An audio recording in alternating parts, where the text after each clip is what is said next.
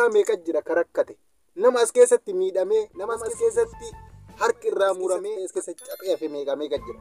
Gara Suudi Arabiyaa kana quba qabdanii karaa qabdanii namni achi keessatti dhume Shaarukaan dhugaa yoo dubbanne qabsoon ijoollee Suudi Arabiyaa warri Suudi Arabiyaa jirtan waan kana akka laayik sheerii gootanii olii gad raamsitanii qabsoon keenyarra booda qabsoo ijoollee Suudi Arabiyaa ta'uu qabu. Ijoollee Suudi Arabiyaa hindi kana eessaa fuudhanii akkanatti nama gargaaran ka jedhu shamarran waan jarri dalaydu waan ajaa'ibaa isinii deebisa. Kunoo akkuma argaa jirtan waanuma akka hoolaa waan akka gaallis cinaa kanaan ni jira. Waanuma mallaqaa hagas gahuusaaf laatanii warroonni yuutuuba kanaaf haarawaa taatan subscribe like share godhaa inni tolaal kubziidha yookaan afaan biyya keenyatti qixxaa jedhama. Garuu isin kubziidha akka kubziiti akka haphii biyya keenyaa taate garuu maashinaan dalagamte akkanuma bitamte illee akkuma tanallee siin takkitti matana hedduudha jechuun kunoo tunniin haala kanaan kubzii warri mana hidhaa Suudi Arabiyaatti nyaataa ture san har'allee nyaachatuma jirraa jechuudha. Kunoo akkuma argitan manni an keessa galullee mana kana fakkaataa jalli banaadha garanni banaadha. Yeroo qilleensi dhufe qilleensi asiinis seenaa asiinis seenaa kaarabaan hin jiru mukayyafni hin jiru.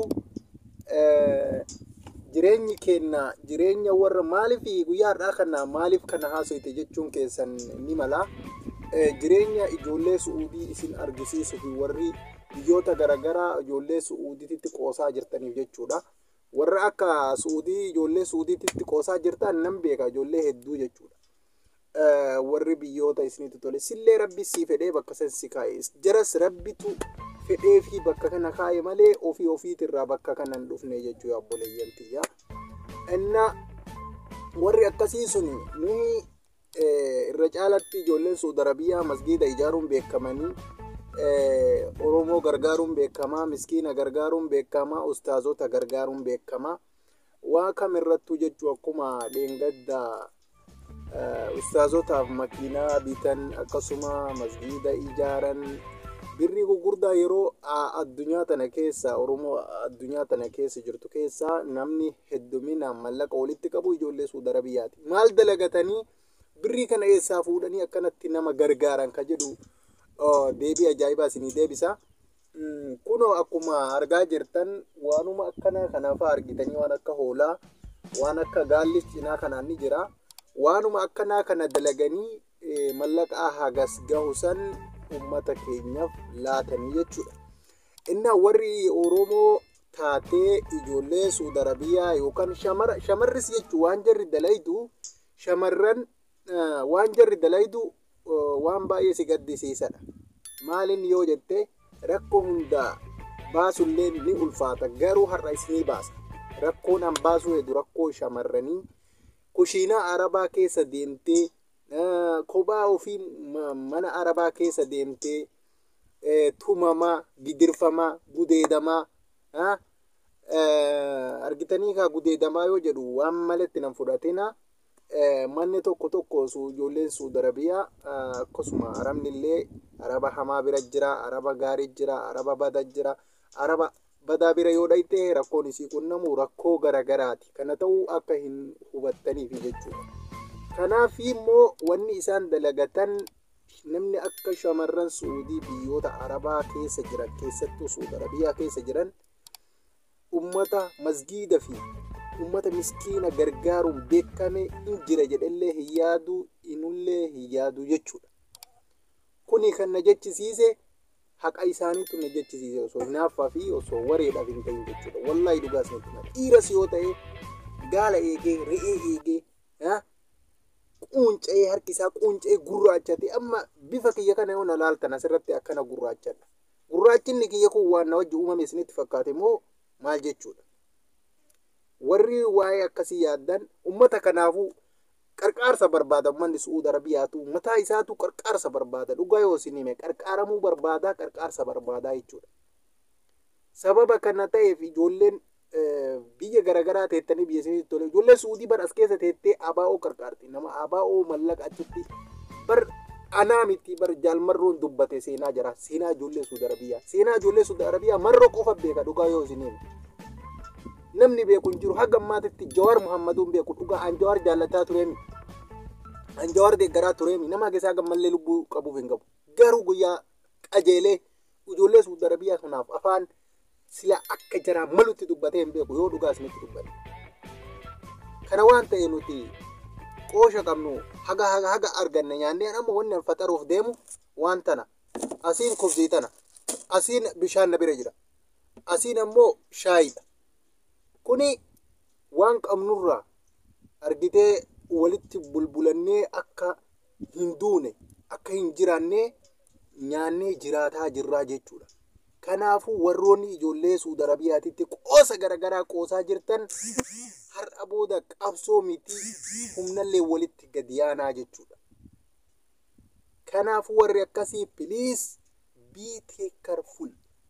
Be careful. Kuni chaansii isa dhumaatii jechuudha.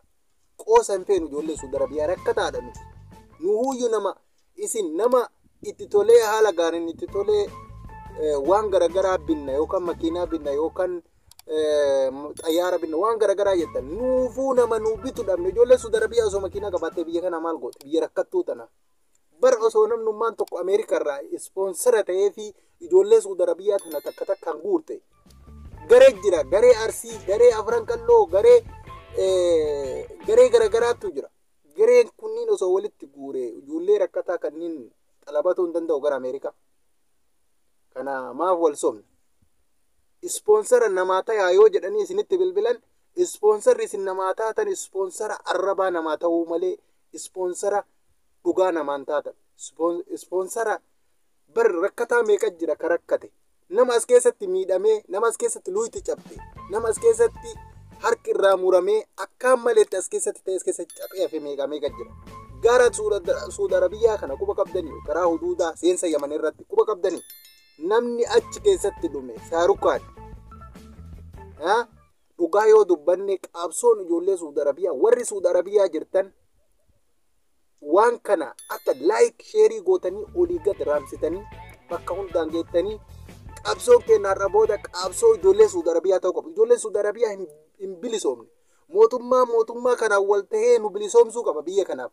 Yookaan nagaan biyyatti nu raru yookaan karaa huduudaa seeran eegsisee harkaan qabu malee wanti inni achitti uummata fixee qilee keessatti fixuuf hin jiru jechuudha. Kana ta'uun mootummaa dhabuudha. Fakkeenyaaf yeroo mallas jiru uummanni keenya nagaan oseena yoo qabamellee nagaan qabamee gara biyyaa galta. Kana ta'uun maali? Kuni rakkoo mootummaa fi ummata Oromooti jechuudha. Yookaan ummata Itoophiyaa walumaa galatti Oromoo qofa hin taane jechuudha. Kanaafuu be careful waan kana itti yaannee ol yaannee gayyaannee waan kana cimnee irratti qabsaa'uu qabnaa. Galatoomaa warri Oromoo News subscribe goone Oromoo News miidiyaa keessan ka dhugaa ta'a jedhee abdadhaa. Miidiyaa yeroo inshallah yoo isin deeggartan irratti hojjechuuf deemna. Mee sun hundi keessan rabbi jaa seenaa YouTube kiyya subscribe godhaa na hordofaa. Qabsoon keenya qabsoo ijoollee Suudi Arabiyaa fi qabsoo Oromoo biyya keessa jirtu ta'uuf deemaa. Asirratti hundi keessanuu ni affeeramtanuu. Kana like share godhuu hin dagatinaa. Warri yaada miidiyaa kanaaf ni kennina jettan keessan na dubbisaa akka asirratti waan tokko mari'annee uummatatti gabbaafnu abdiin qabaa. Warri keessan na dubbisuu feetan ammoo Facebookni kiyyas Jabboo Tube jedha achirraan argachuu dandeettanii.